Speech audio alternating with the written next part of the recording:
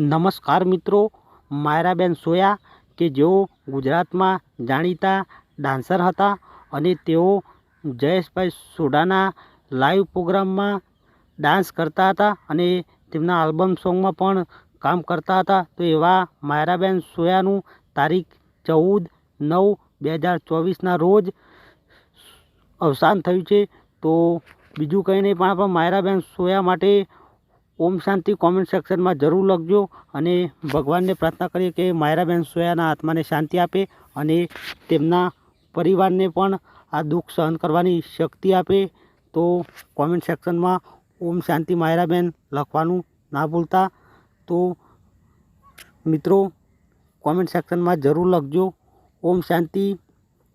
ભગવાન માયરાબેન સોયાની આત્માને શાંતિ આપે. જય માતાજી.